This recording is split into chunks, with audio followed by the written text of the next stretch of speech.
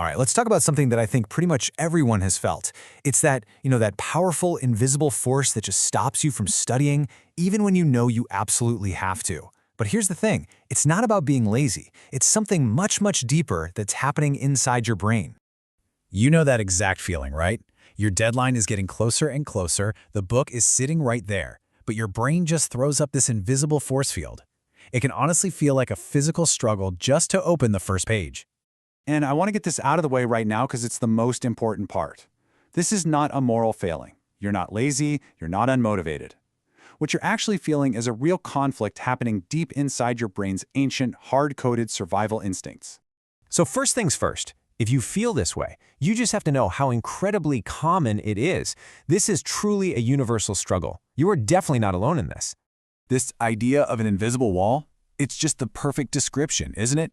It's that feeling of paralysis, that huge gap between what you know you should do and what you actually end up doing. And believe me, just about every student has stood there staring at that exact same wall. So what is that wall actually made of? Well, to figure that out, we've got to look inside our own heads. Because it turns out there's a kind of drama playing out between two very different parts of your brain. Okay, so this slide is where it gets really interesting because it breaks down the two characters in this fight. On one side, you have your primal brain. Think of it as being millions of years old.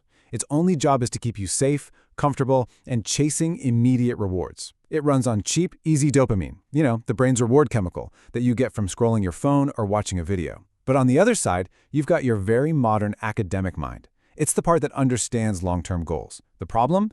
Its reward, that amazing sense of accomplishment, is delayed. And your primal brain absolutely hates to win. So, given that setup, why does the primal brain win the argument so often? How does it have such a powerful veto over our best intentions? Let's actually break down the exact reasons your brain just says no. It really boils down to three main reasons your primal brain just slams on the brakes. First, you've got cognitive overload. When a task seems huge and you don't know where to start, your primal brain sees it as a threat. It's going to take too much energy, too much effort.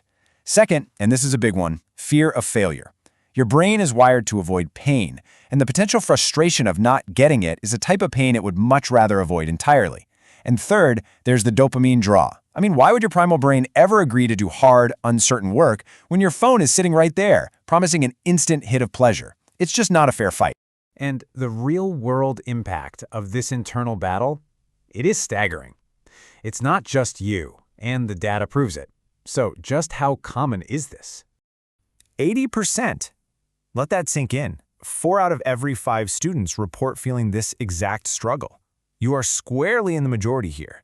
This isn't some kind of character flaw. It's a fundamental feature of how our brains are wired. Okay, so we've identified the enemy, and, well, it's us. It's our own wiring. So what in the world can we do about it? We can get smart. And this brings us to the best part, how to actually win the argument. Now this is the absolute key. Willpower, it's a finite resource. It runs out. Trying to just brute force your way through this resistance is exhausting, and honestly, it usually fails. The much smarter approach isn't to fight your ancient brain, it's to trick it, to use its own programming against itself. And one of the very best tricks in the book for this is the Pomodoro technique. The genius of it is that it speaks directly to the primal brain's biggest fears. It makes the task feel small, contained, and not at all threatening. And that lowers that invisible wall just enough for you to sneak past and get started. And the method itself cannot be simpler. You just pick one tiny thing to do. You commit to only 25 minutes. Your primal brain can handle that, right? It's not forever. You focus until the timer goes off. And then, and this part is crucial, you take a 5-minute break. You are literally rewarding the primal brain with a little bit of distraction. You're giving it the dopamine it wants, but you're doing it on your own terms. And there are other simple hacks that work on the exact same principle, like creating a specific spot in your home where you only study.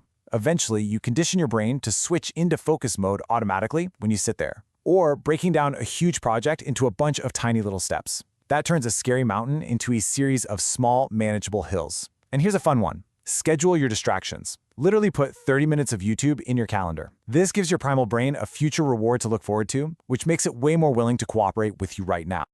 So when you start using these strategies consistently, something really amazing begins to happen.